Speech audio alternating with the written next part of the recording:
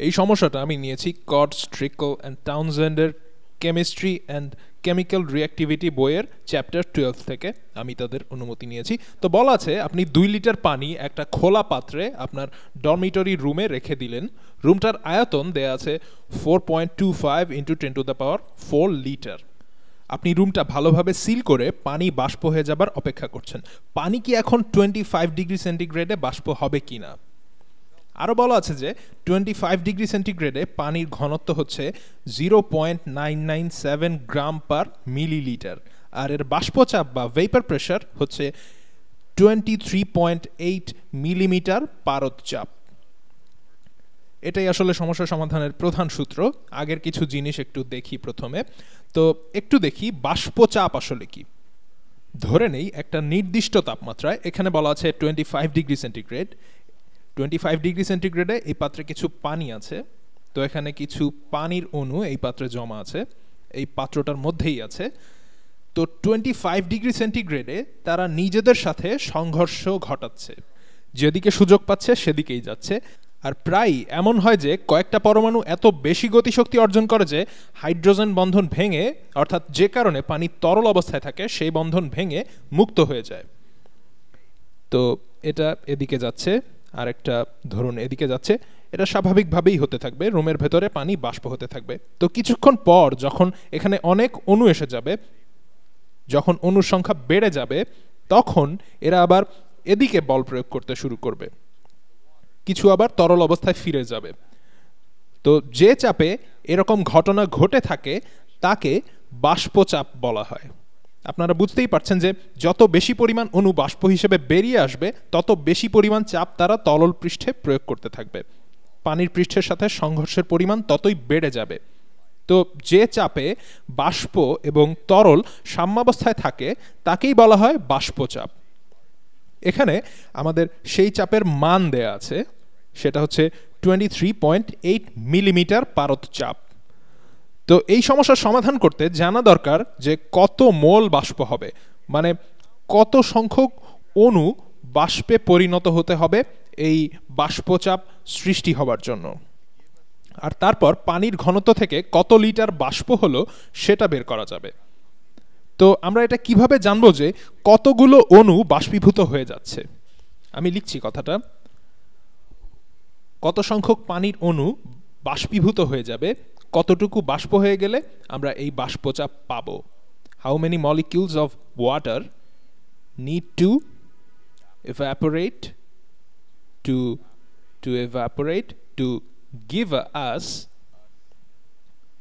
us the vapor pressure, এবং সেই বাষ্পচাপটা হচ্ছে 23.8 মিলিমিটার পারদচাপ। তো এখন কোন সূত্র বা সমীকরণ ধরে আমরা এগোবো? আমি আসলে কোনো সূত্র মুখস্থ করতে পছন্দ করি না, কিন্তু এই সমীকরণটা আমি আগেও দেখিয়েছি। এটা রসায়নের সবচেয়ে বেশি ব্যবহৃত সূত্রগুলোর একটা। তো যেই সূত্রটা থেকে আমরা বের করব যে এখানে রুমের আয়তন দেয়া আছে, কারণ এর মধ্যেই চাপটা কাজ করবে। তো আমরা চাপ মানে বাষ্পচাপ জানি, আর আমরা রুমের আয়তনটাও জানি, এখানে সেটা দেয়া আছে। আমরা রুমের তাপমাত্রাও জানি, এটাও আমাদের দেয়া আছে। তো আমাদের জানতে হবে কতগুলো অণু বাষ্পীভূত হয়ে গেলে আমরা এই পরিমাণ বাষ্পচাপ এই রুমটার মধ্যে এত তাপমাত্রায় পাবো। তাহলে এখন প্রশ্ন হচ্ছে যে কোন সূত্রে চাপ, আয়তন, মোল সংখ্যা, মোলকে এই ছোট এন দিয়ে বোঝানো হয়, তো মোল বা অণু সংখ্যা আর তাপমাত্রা জড়িত থাকে কোন সূত্রে? এটা আমরা আগে অনেকবার দেখেছি, সেটা হচ্ছে আদর্শ গ্যাসের সূত্র। সূত্রটা হচ্ছে চাপ গুণ আয়তন সমান এন, মানে মোল সংখ্যা এই আদর্শ গ্যাসের জন্য। এক্ষেত্রে আমরা পানিকে, মানে আসলে বাষ্পকে আদর্শ গ্যাস হিসেবে ধরে নিচ্ছি, গুণ সার্বজনীন গ্যাস ধ্রুবক আর গুণ তাপমাত্রা। আর এটা আসলেই কঠিন কিছু নয়, কারণ এটা আসলেই যৌক্তিক। কারণ কোনো কারণে যদি চাপ বাড়ে তার মানে এই মোল সংখ্যা বেড়ে গিয়েছে। যদি এই মোল সংখ্যা বেড়ে যায়, যদি ধরে নেই আয়তন স্থির আছে, তাহলে যদি অণু সংখ্যা বেড়ে যায় তবে পৃষ্ঠদেশে সংঘর্ষের পরিমাণও বেড়ে যাবে। অথবা যদি তাপমাত্রা বেড়ে যায় তবে একই সংখ্যক অণু থাকছে কিন্তু গতিশক্তি অনেক বেড়ে যাচ্ছে। আবার যদি চাপ স্থির থাকে কিন্তু আয়তন বেড়ে যায় তার মানেও একই, হয় এটা বেড়েছে না হয় এটা বেড়েছে। কারণ কোনো বড় পাত্রের ক্ষেত্রে একই চাপ বজায় রাখার জন্য অনেক বেশি তাপমাত্রা বা মোল সংখ্যা প্রয়োজন। এটা নিয়ে আরও অনেক কিছু করতে পারেন। আমি শুধু বলতে চাই যে এটা কোনো রহস্যময় সমীকরণ নয়।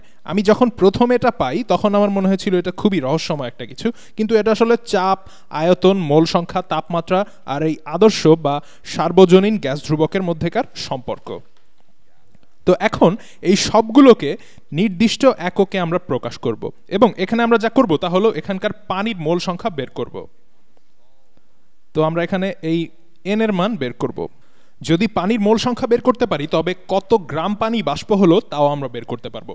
আর এই ঘনত্ব জানা থাকার কারণে জানতে পারবো কত মিলিলিটার বাষ্প আছে। তো এই আদর্শ গ্যাসের সূত্রটায় এবার আমরা কিছু পরিবর্তন আনবো। দুই দিকেই এই গ্যাস ধ্রুবক আর তাপমাত্রা দিয়ে আমরা ভাগ করব। তাহলে আমরা পাচ্ছি এন সমান চাপ গুণ আয়তন ভাগ গ্যাস ধ্রুবক গুণ তাপমাত্রা। তো এখানে কঠিন ব্যাপারটা হলো এককগুলো ঠিক রাখা আর সঠিক গ্যাস ধ্রুবকের মান ব্যবহার করা। এখানে আমরা সেটাই করব। তো আমরা যেটা করব সেটা হচ্ছে এই আদর্শ বা সার্বজনীন গ্যাস ধ্রুবক এর মান যেটা আমরা জানি সেটা অ্যাটমসফিয়ার আছে। তো এমন একটা উপায় বের করতে হবে যাতে এই বাষ্পচাপের মান বা তরল ও বাষ্পের সাম্যাবস্থার চাপের মান অ্যাটমসফিয়ারে প্রকাশ করা যায়। তো লিখে ফেলি। তো বাষ্পচাপ বা ভেপার প্রেশার, বাষ্পচাপ সমান হচ্ছে 23.8 মিলিমিটার পারদ চাপ, আর গুণ হবে, যদি মনে না থাকে সেটা আপনি ডেটা টেবিলে দেখতে পারেন, 1 অ্যাটমসফিয়ার সমান হচ্ছে 760 মিলিমিটার পারদ চাপ। তো যদি বাষ্পচাপের একক অ্যাটমসফিয়ারে লিখতে হয়, ক্যালকুলেটরটা নিয়ে নেই। তো এখানে আমরা লিখব 23.8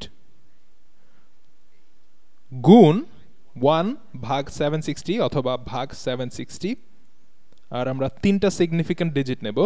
তো আমরা পাচ্ছি 0.0313। তো এখানে হবে 0.0313 অ্যাটমসফিয়ার। এটাই আমাদের বাষ্পচাপ। এটা নিয়ে আমরা কাজ করব। তো পানির মোল সংখ্যা যা বাষ্প হিসেবে গ্যাসীয় অবস্থায় থাকবে বাতাসের মধ্যে, সেটা সমান হবে এই বাষ্পচাপ। এটা সাম্যাবস্থার চাপ। এখন এর চেয়ে বেশি মোল যদি বাষ্প হয় তবে এই চাপ আরো বেড়ে যাবে, ফলে তখন অণুগুলো আবার তরল হবার চেষ্টা করবে। তার মানে তখন আর এই সাম্যাবস্থা কিন্তু থাকবে না, যেটা আসলে সাধারণত হয় না। কিংবা অন্যভাবে বলা যায় যে বাষ্পের পরিমাণ বেশি হয়ে গেলে বাষ্প হবার বাধার পরিমাণও বেড়ে যাবে, সেটা এই চাপের বেশি চাপ হয়ে গেলে ঘটবে। তো যাই হোক, এখানে বাষ্পচাপ হচ্ছে 0.0313 অ্যাটমসফিয়ার। এখানে আয়তন হচ্ছে রুমের আয়তন, তো সেটা হচ্ছে 4.25 ইন্টু 10⁴ লিটার। এবার এটাকে ভাগ করব। এখানে একটা ব্যাপার সতর্ক থাকতে হবে যে গ্যাস ধ্রুবকের এককগুলো যাতে ঠিক থাকে। আমি এটা উইকিপিডিয়া থেকে নিয়েছি মানটা। তো 0.08, যেহেতু সবই তিনটা সিগনিফিক্যান্ট ডিজিট পর্যন্ত নেয়া, তাই এখানেও নেব। আচ্ছা, বরং সবগুলোই আমরা নিচ্ছি। তো 0.082057, এখানে একক হচ্ছে লিটার অ্যাটমসফিয়ার্স পার মোল কেলভিন। এটা ঠিকই আছে, কারণ এই লিটার এটার সাথে কাটা যাবে, এই অ্যাটমসফিয়ার এখানে কাটা চলে যাচ্ছে, আর আমি এটাকে গুণ করব তাপমাত্রা দিয়ে, যার একক হচ্ছে কেলভিন, তাই এটাও চলে যাবে। তাহলে হরে থাকবে 1 ভাগ মোল আর লবে থাকবে শুধু মোল। তখন আমরা মোলে উত্তর পাবো। তো তাপমাত্রা মনে রাখতে হবে যে এটা কেলভিনে হবে, এটা কেলভিনে হবে। তো এখানে 25 ডিগ্রি সেন্টিগ্রেড, এটা সমান হবে 25 ডিগ্রি সেন্টিগ্রেড এর সাথে 273 যোগ করতে হবে। তো আমরা পাচ্ছি 298 কেলভিন। 298 কেলভিন। তো এখানে গুণ হবে 298 কেলভিন। এবারে এটা হিসাব করতে হবে। চলুন করে ফেলি। এখানে আছে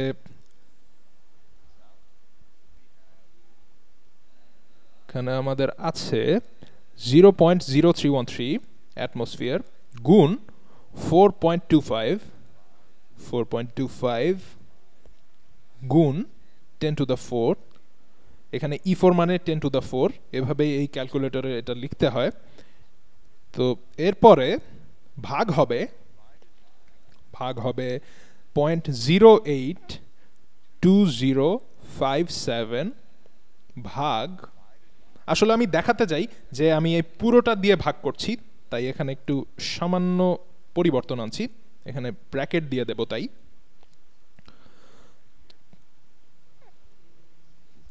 ব্র্যাকেট দিয়ে দিচ্ছি। তো হরে আমি 298 গুণ করছি, আর এবার ব্র্যাকেট ক্লোজ হবে।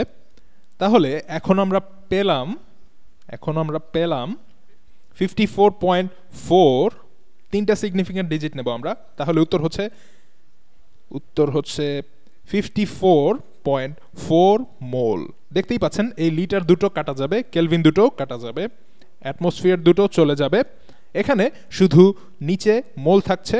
তো হরের হর লব হয়ে এখানে আসছে, অর্থাৎ মোল।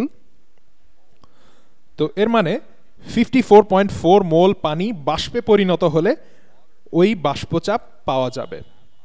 আর এর বেশি বাষ্প হলে আরো বেশি ঘনীভূত হবে, তখন আমরা সাম্যাবস্থার বাইরে চলে যাব। তাহলে এই রুমে এই পরিমাণের বেশি বাষ্পীভূত হবে না। এবারে যেটা জানা দরকার, এটা কতটুকু পরিমাণ তরল পানি। আমি এখানে লিখছি 54.4 মোল। 54.4 মোল, মোলটা উপরে হয়ে গেছে, মোল H2O, এটা হচ্ছে যে পরিমাণ বাষ্প হয়েছে।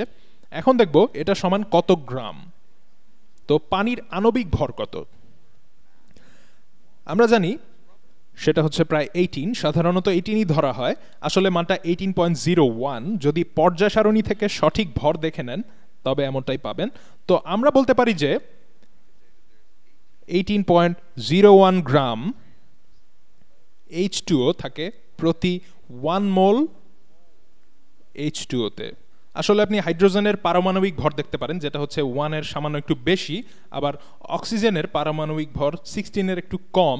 তো দুটো হাইড্রোজেন আর একটা অক্সিজেন সব মিলে প্রায় 18 এর মতো হয়। তো এখান থেকে আমরা জানতে পারবো কত গ্রাম পানি বাষ্প হলে আমরা আমাদের সেই সাম্যাবস্থার জন্য প্রয়োজনীয় বাষ্পচাপ পাবো। তো আবার হিসেব করে ফেলি, আমাদের আছে 54.4 গুণ 18.01 সমান এই মানটা পাচ্ছি। এবারে যদি আমরা তিনটা সিগনিফিক্যান্ট ডিজিট নেই তবে এটা ধরা যায় 980, তাহলে লিখছি এটা হচ্ছে 980 গ্রাম পানি H2O। এই পরিমাণ বাষ্প হলে আমরা আমাদের সাম্যাবস্থার চাপ পাবো বা ওই বাষ্পচাপটা পাবো। তো এবারে বের করব এটা কত মিলিলিটার পানি। তো এখানে পানির ঘনত্ব বলা হয়েছে, সেটা হচ্ছে 0.997, আমি দেখিয়ে দিচ্ছি, 0.997 গ্রাম পার মিলিলিটার। এটাকে এভাবেও বলতে পারেন যে প্রতি মিলিলিটারে, মানে 1 মিলিলিটারে 0.997 গ্রাম পানি পাওয়া যাবে।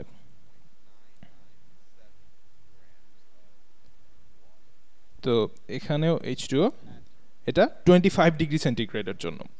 এখানে গ্রাম পার মিলিলিটারে দেয়া, আর এখানে মিলিলিটার পার গ্রামে আছে, কারণ আমরা চাই এগুলো কাটা যাক।